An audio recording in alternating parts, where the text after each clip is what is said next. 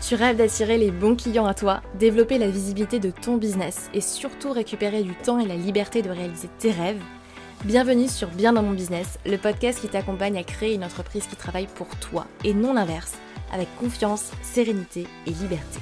Je suis Pauline Philibert-Digem, entrepreneur multipassionnée et fondatrice de Dare to Dream, et chaque semaine, je te partage seule ou avec d'autres entrepreneurs des conseils, stratégies et retours d'expérience pour développer sereinement ton activité et attirer les bons clients à toi. Dare to Dream, c'est aussi une communauté d'une dizaine de milliers de personnes aujourd'hui à travers nos contenus sur les réseaux sociaux, la newsletter et le podcast, ainsi que des programmes en ligne et formations pour développer ton entreprise en ligne et vivre ta vie comme tu l'entends, que tu aies envie de voyager à travers le monde, te poser au bord d'une piscine avec du champagne ou simplement voir grandir tes enfants, prendre du temps pour toi. À toi de définir ta vision du succès et quelle qu'elle soit, c'est possible. Tu peux réaliser tous tes rêves. À toi de vivre ta vie et d'oser monter la première marche. Je t'invite à t'installer confortablement et c'est parti pour l'épisode du jour. Hello tout le monde, j'espère que vous allez bien. Bienvenue par ici et je vous souhaite bien évidemment une très belle année 2024. C'est trop bien, je suis trop contente de faire ce premier épisode de l'année. Et ça me fait tout bizarre parce que si vous écoutez ce podcast depuis le début ou pas, mais ce podcast est sorti début 2021, le premier lundi de l'année 2021. Et ça me fait très bizarre de me dire que ça fait déjà 3 ans que ce podcast existe. J'ai tellement, je trouve, évolué, grandi avec ce podcast aussi, que ça me fait vraiment très bizarre. Et j'ai envie de prendre le temps de vous remercier vraiment d'être là, d'écouter ces épisodes de podcast, d'être présent, de réagir aux épisodes toutes les semaines. Merci pour vos messages, merci pour votre soutien. Ce podcast, pour moi, à la base, c'était vraiment un projet de cœur. Il s'inscrivait absolument pas dans une stratégie business. Et d'ailleurs, je ne le prends pas en compte forcément dans une stratégie business aujourd'hui. C'est vraiment un projet de cœur parce que j'ai des choses à vous partager. J'ai vraiment des choses à partager. Et donc, ça me tient vraiment très à cœur. Donc, merci d'être là. Merci d'écouter le podcast. Merci pour vos réactions chaque semaine. Merci pour vos partages. Merci pour vos notes, vos commentaires. C'est hyper précieux pour moi. Et chaque mot, chaque like, chaque petite réaction, aussi petite soit-elle pour vous, compte vraiment beaucoup pour moi et compte vraiment pour un podcast, puisque si vous ne le savez pas, un podcast a besoin vraiment de ça pour vivre et pour se faire connaître. Donc merci encore une fois d'être là. Et donc moi je vous propose une chose, quoi qu'il se soit passé en 2023, on laisse tout ce qu'on ne veut plus de côté, derrière soi. En 2023, on reprend tout ce qu'on aime et tout ce qui nous a fait kiffer et puis on l'emmène avec nous en 2024 pour continuer à avancer vers nos rêves et puis oser vivre sa vie en fait comme vous l'entendez au final, parce que c'est ça le plus important, de créer un business qui va travailler pour vous, créer un business qui va vous permettre vous de vous réaliser et de pouvoir réaliser tous vos rêves, passer du temps avec vos proches, faire ce que vous kiffez en fait tout simplement. Donc, pour bien commencer l'année 2024, ce qu'on va faire ensemble dans cet épisode de podcast, c'est que j'avais envie de vous partager 10 actions, 10 choses à réaliser en janvier pour justement trouver plus de clients, pour relancer votre business. Le début d'année, selon les domaines d'activité, c'était pas forcément la meilleure période pour faire plus de chiffre d'affaires. Néanmoins, il y a quand même des choses, je trouve, à faire en début d'année pour vous permettre, 1, de rebooster vos ventes et 2, de commencer l'année sereinement. Moi, ce sont 10 actions que je fais chaque année et en fait, je me suis dit que j'allais vous les partager parce que c'est vrai que je crois que je n'avais pas fait forcément d'épisode de podcast déjà là-dessus, sur vraiment les choses que je fais en début d'année. Souvent, on a beaucoup de contenu sur quoi faire en fin d'année pour faire le bilan de son année, etc. Là, j'ai vraiment envie de vous partager 10 actions, 10 choses que vous allez pouvoir faire en ce début d'année pour commencer sur le bon pied et puis avancer sereinement vers vos objectifs, ou en tout cas vers là où vous voulez aller tout simplement. La première chose, ça va vous paraître très cliché, mais pour autant je ne pouvais pas ne pas le mentionner, c'est de tout simplement penser à faire un bilan de 2023 si ce n'est pas déjà fait. J'espère que vous l'avez fait. Moi en tout cas ça a déjà été fait de mon côté. En général je commence mon bilan 2023 déjà vers mi-novembre jusqu'à début décembre, quelque chose comme ça. J'entame vraiment ce bilan de l'année 2023, mais je vous invite vraiment à le faire. Souvent on dit... Enfin moi en tout cas je rencontre pas mal d'indépendants qui souvent me disent « Oh j'ai pas le temps de faire un bilan, ça prend du temps, ça va me prendre du temps, j'ai pas envie de le faire, non moi je passe directement à la suite au plan d'action, etc. etc. » L'importance vraiment de faire un bilan, pour moi là on est vraiment dans les 20% des actions qui vous amènent 80% de vos résultats. Parce qu'un bilan va vraiment vous permettre de prendre du recul et d'aller vraiment regarder qu'est-ce qui m'a apporté du résultat, qu'est-ce qui au contraire m'a éloigné de mes objectifs, qu'est-ce qui m'a fait kiffer, qu'est-ce que j'ai détesté, qu'est-ce que j'ai moins aimé, pourquoi, qu'est-ce que je garde, qu'est-ce que je jette, qu'est-ce que je transforme. Vraiment, pour prendre des décisions, pour moi, c'est vraiment important de prendre de la hauteur sur un sujet. Vous ne pouvez pas, en tant que chef d'entreprise, prendre une décision en n'ayant aucune information. Et on ne prend pas une décision uniquement avec l'intuition, s'il vous plaît.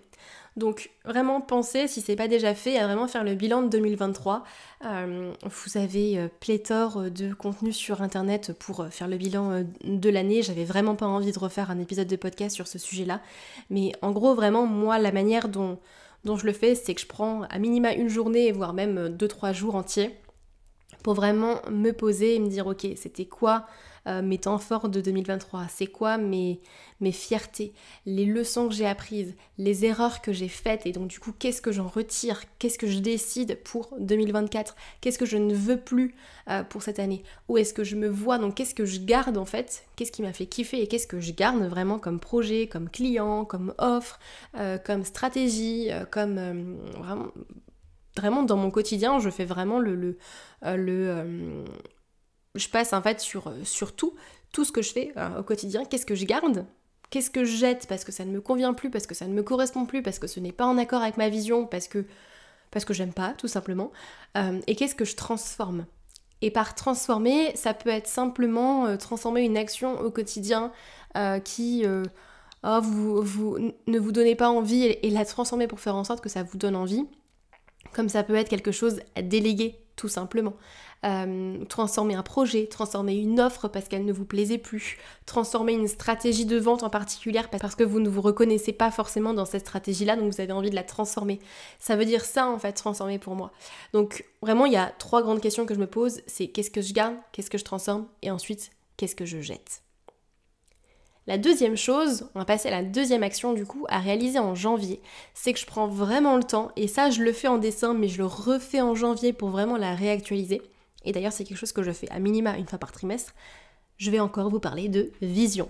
Oui, désolée pour celles et ceux qui n'aiment pas parler de vision, mais encore une fois pour moi c'est vraiment important. Alors on n'est pas dans la nécessité absolue d'en avoir une, vous pouvez bien évidemment avancer et développer votre business sans forcément avoir de vision. Mais quand vous en avez une, c'est beaucoup plus clair en fait et ça vous permet vraiment de prendre des décisions claires et alignées avec ce que vous voulez et puis savoir que vous avancez en fait sur le bon chemin. Donc vraiment je prends le temps de réaffiner ma vision pour 2024. Qui est-ce que j'ai envie d'être ? Et je commence par ça. Je commence même pas par la partie business, par la partie purement entreprise en fait. Je commence d'abord par moi. Qui est-ce que j'ai envie d'être à la fin de l'année, maintenant, aujourd'hui? Quelle est la personne que j'ai envie d'être dans tous les domaines de ma vie?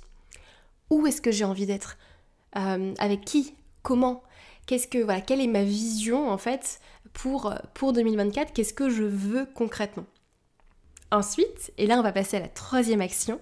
La troisième chose que je fais, encore une fois, là on est vraiment sur le côté perso, on n'est pas encore sur l'entreprise.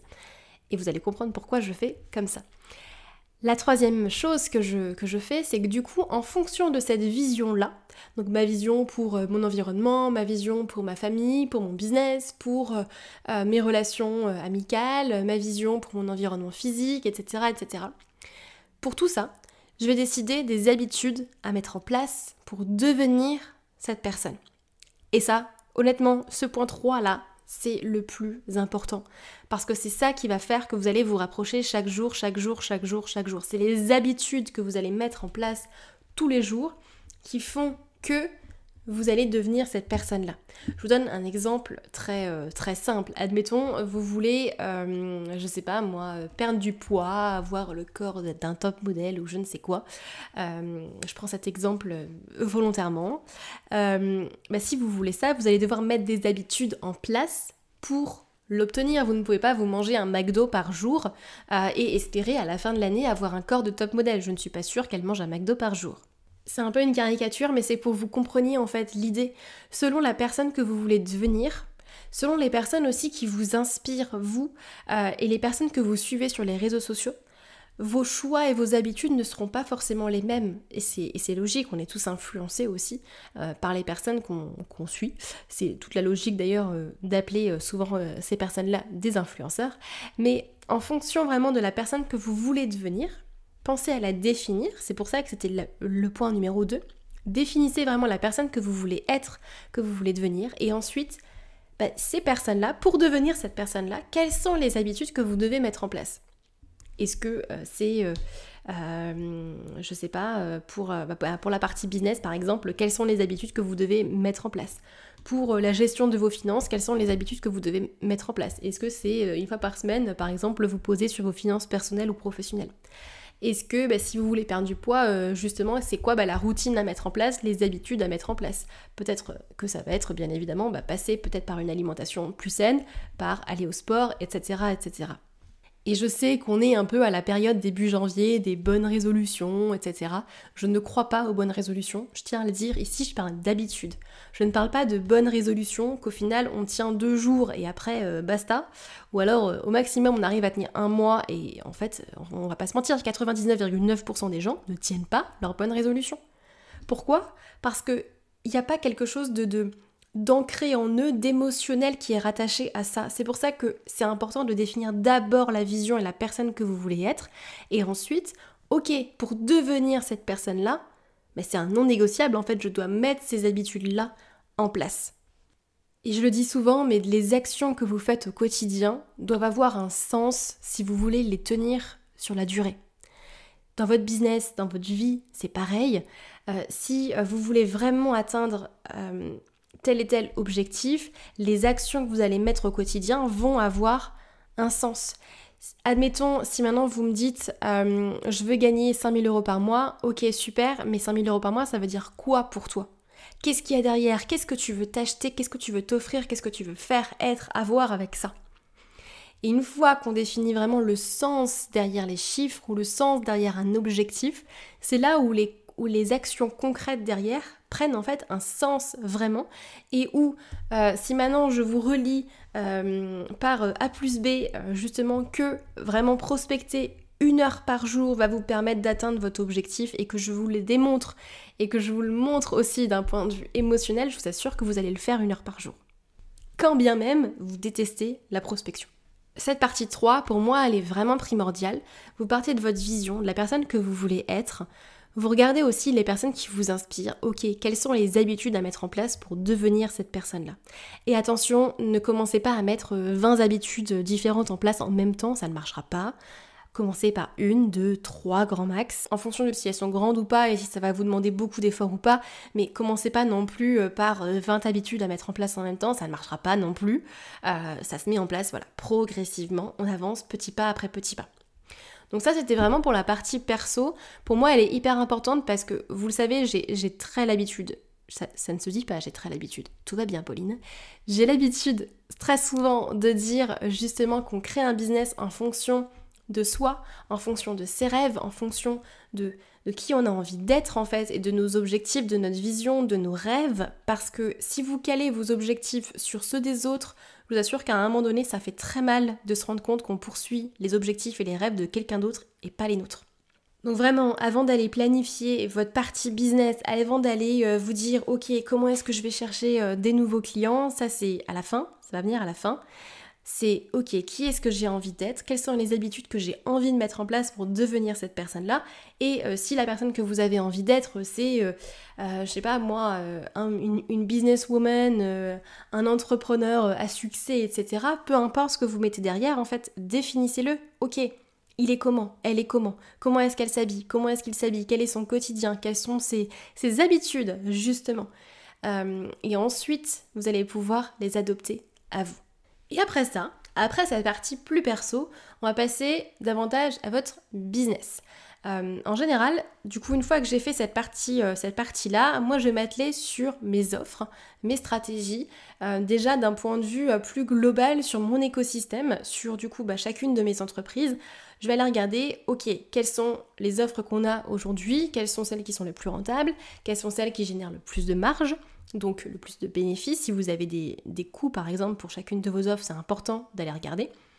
Et puis, je vais aussi aller regarder quelles sont les offres qui me font kiffer.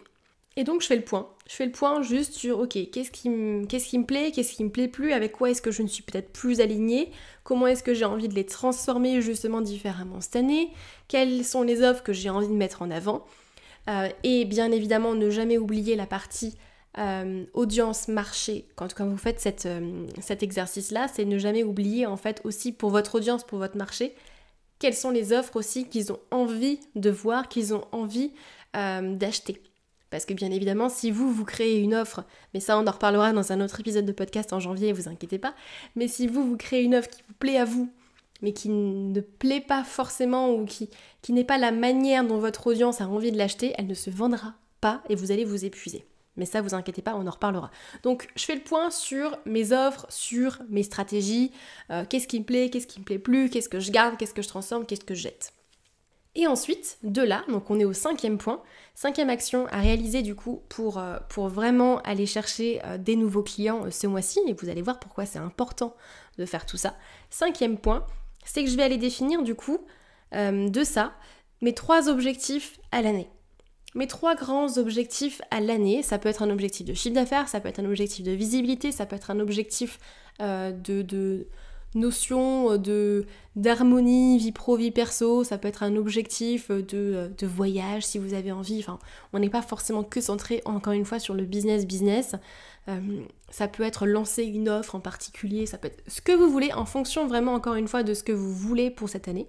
Donc je vais définir les 3 objectifs à l'année. Et donc on reste dans ce point numéro 5, cette 5e action. Dans cette même étape-là, je vais définir également mes 3 objectifs par trimestre et par mois. C'est-à-dire que je fonctionne vraiment comme un entonnoir en fait quand je planifie toute mon année et quand je planifie tous mes objectifs. Pour être certaine d'atteindre mes objectifs de l'année, je vais les découper en 4 et donc en 4 trimestres, vous l'aurez compris. Et donc je vais avoir, en fait si vous voulez, vous avez un grand objectif à l'année qui va se découper en 4 sous-objectifs, un par trimestre, et ensuite chaque objectif trimestriel va se découper en un objectif par mois. Je vais vous donner un exemple un peu plus concret. Je vais prendre un chiffre qui va être facile à calculer parce que je suis très nulle en calcul mental, mais on va dire que votre objectif c'est de faire à l'année 24 000 € de chiffre d'affaires. C'est très peu entre nous, mais bon, on va dire que votre objectif c'est de faire 24 000 € de chiffre d'affaires, ce sera plus simple pour moi pour les calculs. Si vous avez un objectif de 24 000 € de chiffre d'affaires, vous pouvez vous dire, bon par trimestre, du coup, je vais avoir un objectif de 6 000 €. Je dois faire 6 000 € de chiffre d'affaires par trimestre. Donc vous découpez en fait tout simplement en 4. Et pour faire 6 000 € par trimestre, je dois faire à peu près 2 000 € par mois. Et donc plutôt que de vous dire et de voir la montagne et de se dire mon objectif c'est de faire 24 000 € cette année, comment est-ce que je l'ai fait, c'est plutôt de se dire comment est-ce que je fais 2 000 € par mois. Et si vous avez une offre à 2 000 €, ça ne vous fait qu'un seul client à trouver. Donc vous voyez un petit peu comment je découpe. L'idée encore une fois, c'est pas de se dire oh, j'ai la montagne à gravir, comment est-ce que je vais faire ce truc? Ou si vous vous dites, je sais pas, moi j'ai envie de faire 500 000 € cette année, je ne sais pas comment les faire, ok, on découpe.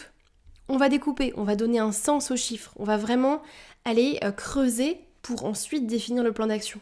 Plutôt que de partir directement dans le plan d'action et de se dire allez, j'y vais, je vais faire une masterclass, je vais faire un truc, je vais faire un tunnel de vente, un machin, un bidule, des emails. Ok, stop, on prend du recul d'abord et on va donner un sens encore une fois aux objectifs. Donc ce que je fais, donc étape numéro 5, c'est vraiment que je prends mes 3 objectifs de l'année, je les découpe en objectifs trimestriels et ensuite en objectifs mensuels. Et c'est là, au point numéro 6, et seulement au point numéro 6, que le plan d'action arrive. Et j'insiste vraiment là-dessus parce que pour moi, les 5 premières étapes là que je vous ai transmises, elles sont primordiales pour passer à l'étape 6. La plupart des entrepreneurs, souvent, démarrent leur année ou leur mois, ou peu importe, enfin se posent et se disent « Ok, je veux trouver X clients, ou voilà, il me faut des clients, quel est le plan d'action ?» Parce qu'avant de définir le plan d'action, en fait, il y a des étapes à réaliser en amont. Et j'insiste vraiment là-dessus parce que je sais que sur toutes les personnes qui vont écouter ce podcast, il y en a peu qui vont vraiment faire l'exercice. Je le sais par expérience et c'est ok encore une fois, mais vraiment, faites-le. Prenez le temps de le faire vraiment, de faire toutes les étapes parce que c'est vraiment important. Et ça ne sert à rien d'aller passer à votre plan d'action si en amont vos objectifs ne sont pas définis, et même si vous calez des objectifs sur ceux des autres parce que ah tiens le voisin il veut faire 1 million d'euros, bon bah je vais faire pareil, ça a l'air sympa 1 million d'euros et tout, ou même faire 100 000 euros à l'année, ça a l'air sympa, le voisin il fait pareil, tout le monde dit que c'est cool, que c'est génial, donc je vais faire pareil. Non, je vous assure que vous allez vous cramer, je vous assure qu'à un moment donné, ça ne va pas forcément, ou vous allez l'atteindre, mais vous n'allez pas forcément l'atteindre de la bonne manière. Et mon objectif, encore une fois, c'est que vous puissiez augmenter votre chiffre d'affaires et surtout augmenter votre rémunération, mais surtout, tout en prenant du temps pour vous, sans vous cramer, et en kiffant le chemin, en kiffant le process, en kiffant l'aventure aussi entrepreneuriale. Donc là, l'étape numéro 6, c'est là où on va dérouler le plan d'action pour atteindre ces objectifs-là. Alors honnêtement, je ne vais pas pouvoir vous faire le plan d'action, puisque forcément je ne connais pas vos objectifs, et ça va vraiment dépendre de chaque activité, de chaque business. Mais vous prenez votre objectif mensuel. Là, j'ai fait l'exemple pour un objectif de chiffre d'affaires tout à l'heure, mais ça peut être un objectif de visibilité, ça peut être ce que vous voulez, ça peut être mon objectif c'est de travailler que 25 heures par semaine par exemple. Bon bah ok, vous découpez par mois et vous déroulez ensuite le plan d'action pour l'atteindre. Ça peut être déléguer, ça peut être sortir une nouvelle offre, ça peut être ce que vous souhaitez. Mais là l'idée c'est d'aller vraiment dans les détails. Donc par exemple si votre objectif c'est de déléguer une tâche en particulier, exemple déléguer l'administratif, c'est ensuite de se dire ok, pour déléguer l'administratif, quel est le plan d'action ? Bon bah il faut que je rédige ma fiche de poste. Il faut que je lance les recrutements. Il faut que je clarifie mon process de recrutement, mes attentes, qui je veux, qui je ne veux pas, quelles sont vraiment les tâches sur lesquelles la personne va travailler. Et ensuite, il faut que je lance mon process de recrutement. Donc si vous avez plusieurs étapes dans votre process de recrutement, c'est le planifier aussi dans votre mois. Et ensuite, bien évidemment, dans un recrutement, ce qu'on oublie souvent, il y a la phase d'onboarding, où vous allez onboarder une nouvelle personne dans votre équipe. Il faut que vous puissiez lui montrer les process, les choses qui existent, et ne pas lâcher votre freelance ou salarié dans la nature, s'il vous plaît. J'ai été dans ce cas-là et c'est l'horreur. Donc vraiment, quand je parle de plan d'action, c'est vraiment aller dans les détails, parce que ensuite l'objectif va être de le planifier dans votre agenda. C'est pas juste plan d'action, ok, je veux trouver de nouveaux clients ce mois-ci, je vais communiquer. Ok, ce n'est pas un plan d'action, ça. Communiquer sur les réseaux sociaux une fois par jour, c'est un début de plan d'action à la rigueur. Mais c'est pas pour moi un plan d'action clair, parce que vous avez beau publier par exemple même une fois par jour sur les réseaux sociaux, vous n'avez pas le contrôle vraiment sur le nombre de personnes qui vont commenter, vous n'avez pas le contrôle sur le nombre de vues, vous n'avez pas de contrôle sur le nombre de personnes qui vont réserver un rendez-vous avec vous. Donc c'est un plan d'action qui n'est pas forcément viable, vraiment. Si maintenant je dis mon objectif c'est d'aller trouver 3 nouveaux clients par mois, mon plan d'action ça ne peut pas être juste publié sur les réseaux sociaux. Il y a d'autres choses qu'il faut qu'on mette en place pour aller chercher des nouveaux clients. Ensuite, une fois que vous avez défini votre plan d'action du coup pour le mois de janvier, par exemple, on va commencer quand même simple. Au mois de janvier, vous avez votre plan d'action, vous avez les différentes tâches du coup que vous pouvez poser dans votre agenda déjà maintenant, là, tout de suite, sur le mois de janvier. Donc moi franchement c'est hyper simple, hein. Je prends mon plan d'action, je prends toutes les tâches, je refais une estimation de temps. Donc je fais ok, cette tâche-là elle va me prendre tant et tant de temps, cette tâche-là me prend tant et tant de temps, etc. Je prends toutes les tâches que moi je vais faire et que donc du coup je ne vais pas déléguer mais que moi je vais faire. Et pouf, je les pose dans mon agenda, dans mon planning, j'ai mes blocs de temps, c'est calé, et ensuite le temps qui reste sera alloué à des rendez-vous autres ou à autre chose tout simplement. Donc vraiment, je fais ce travail-là je prends mes blocs de temps et je les mets vraiment sur mon calendrier, je les bloque. Ce temps-là est dédié à cette tâche-là de mon plan d'action pour atteindre tel objectif, pour pouvoir atteindre l'objectif tel de l'année, pour me permettre de réaliser cette vision et me rémunérer tant. Voilà. On part de ça. Et c'est là où une tâche bien précise dans votre quotidien a beaucoup plus de sens que juste aller s'éparpiller à droite à gauche dans tout ce qu'on vous dit de faire absolument pour faire plus d'argent, pour développer votre chiffre d'affaires, trouver plus de clients. Ça sert à rien de partir des petites tâches pour aller vers les grandes tâches ou vers les grands objectifs. On part de l'objectif final et on découpe ensuite en plan d'action. Je sais que j'insiste un petit peu là-dessus, mais c'est vraiment constamment l'erreur que je vois, et tout le temps, mais je vous assure. Et je sais, je la connais parce que je l'ai faite aussi au début, donc c'est normal, je vous jette pas la pierre, mais vraiment j'insiste dessus parce qu'encore une fois, c'est vraiment très important. Et donc après le plan d'action, l'étape numéro 7 va être de définir des KPI. Les fameux KPI, ce sont les indicateurs de mesure que vous allez pouvoir définir pour chacun de vos objectifs. C'est important de le faire parce que ça va vous permettre de pouvoir voir en fonction de l'évolution du mois, en fonction de l'évolution même du trimestre ou de l'année, où est-ce que vous en êtes par rapport à votre objectif final. L'erreur à ne pas faire justement, c'est de se dire « Ok, je vais aller chercher 3 clients par mois » et de se rendre compte à la fin du mois « Ah bon, j'en ai eu qu'un seul ». Je comprends pas pourquoi. Et du coup, forcément, vous n'allez pas forcément atteindre votre objectif de chiffre d'affaires derrière. Donc, c'est important de pouvoir vous fixer des KPI, donc des indicateurs de mesure au fur et à mesure de votre avancée, qui vont être en accord avec vos objectifs. Je vais vous donner des exemples, mais encore une fois, c'est vraiment à adapter en fonction des objectifs de chacun. Parce que si vous n'avez pas forcément le même objectif que votre voisin, vous n'aurez pas forcément les mêmes KPI et c'est normal. Je reprends mon objectif de chiffre d'affaires, le KPI qui est le plus logique, c'est tout simplement le chiffre d'affaires.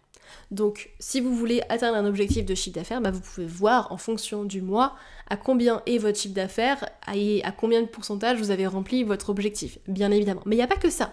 Vous pouvez suivre par exemple votre chiffre d'affaires par offre, si vous avez un sous-objectif de nombre de ventes par offre. Vous pouvez suivre également le nombre de rendez-vous téléphoniques si vous vendez par appel découverte. Vous pouvez suivre le nombre de personnes qui suivent votre masterclass si vous vendez par masterclass. Vous pouvez suivre par exemple le nombre de personnes qui ouvrent vos emails de vente si encore une fois vous vendez via des emails de vente. En fait, ça va vraiment dépendre de votre stratégie, de ce que vous mettez en place. Donc en fonction de votre stratégie de vente, quels sont les KPI que vous devez mesurer pour vérifier que vous atteignez ou non vos objectifs, que vous êtes sur la bonne voie ou pas. Autre exemple pour la visibilité sur les réseaux sociaux, ce que vous pouvez mesurer par exemple, c'est le taux d'engagement. Le taux d'engagement que vous avez sur vos réseaux sociaux. Si votre objectif c'est de créer une communauté engagée, clairement il faut que vous puissiez mesurer le taux d'engagement de chacun de vos posts pour vérifier que ce taux il augmente. Autre exemple, si votre objectif c'est de déléguer X tâches pour vous récupérer X heures de temps de votre semaine pour la louer à telle et telle chose, donc là on est bien plus précis que juste je veux déléguer l'admin, c'est par exemple je veux déléguer l'administratif pour récupérer 15 heures par mois pour le développer et le concentrer par exemple au développement de cette nouvelle stratégie que je vais mettre en place pour mon business. Votre KPI en fait premier, ça va tout simplement être le temps que vous allez passer. Donc pour ça, il faut traquer votre temps. D'où l'intérêt justement dans ce cadre-là, quand on a cet objectif-là surtout, de pouvoir traquer son temps. Donc là, je vous donne plusieurs exemples, mais vraiment, ce que je vous invite à faire, c'est à vous poser la question, une fois que vous aurez clarifié votre plan d'action, quels sont les KPI à suivre pour vérifier que vous atteignez bien vos objectifs ou pas.